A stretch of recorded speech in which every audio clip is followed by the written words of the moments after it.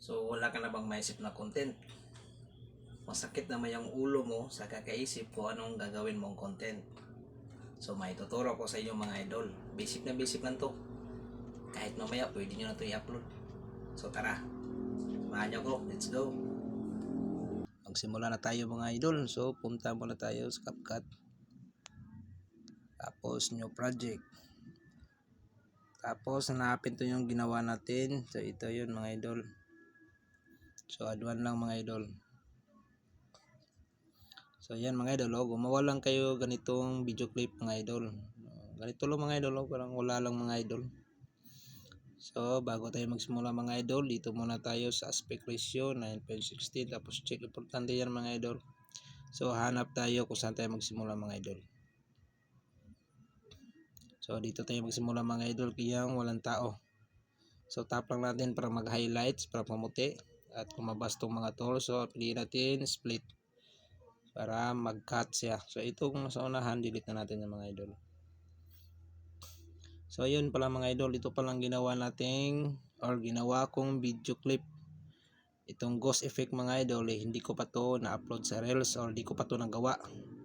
So ngayon ko lang ito ginawa mga idol, at saka dito ko nilagay sa tutorial mga idol, at para makatulong ako sa iba.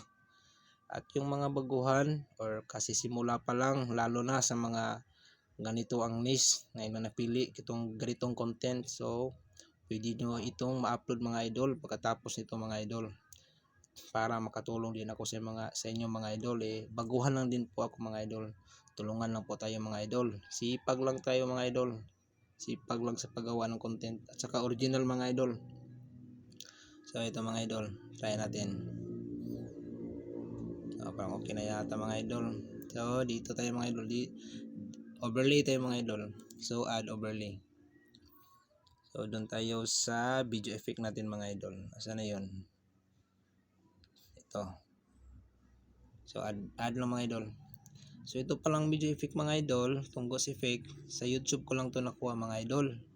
Kung hindi nyo kayang i-download, pwede nyo ring screen record mga idol. Ito sa akin, screen record lang to mga idol. So hanap tayo kung saan tayo magsimula or anong anggulong gagamitin natin.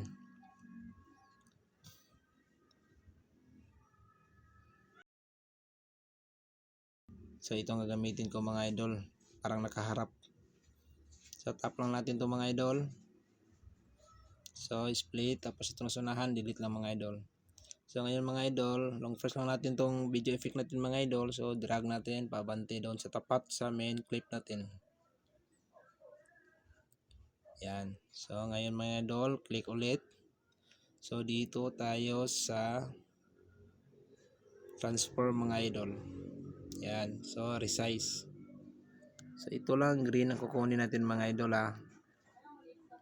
Mas mabuti lagpasan yung green sa pag-craft nyo mga idol, sa pag-craft, sa pag-resize. Kasi importante walang babakas. So ayan, pag okay na mga idol, check lang. So ngayon mga idol, click na itong tatlong arrow sa baba. Then punta tayo sa remove BG. Tapos chroma key mga idol. So galawin na natin itong encircle mga idol. Tapat natin sa green. So ayan, okay na, nawala na yung green. So dito tayo sa intensity, galawin natin itong lato-lato. Alisin natin yung para mawala yung kita nyo mga idol, diba may green. Oh, may green. Oh, yan, may green. So alisin natin yan. Galawin natin itong intensity. Pag okay na, check lang mga idol. So ngayon mga idol, itapat natin to sa lupa. Palitin ng konti. Tapos,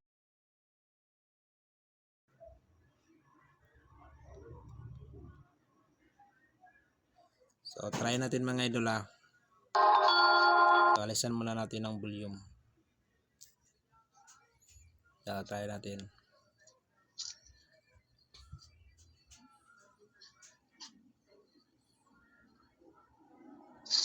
So ayun, goods na mga idol. So may pang reels na kayo mga idol. Goods na, goods na. So sobra man to mga idol. So tap lang natin yung mga idol, split, tapos delete natin yan. Itong sobra man to mga idol, split, tapos delete natin mga idol.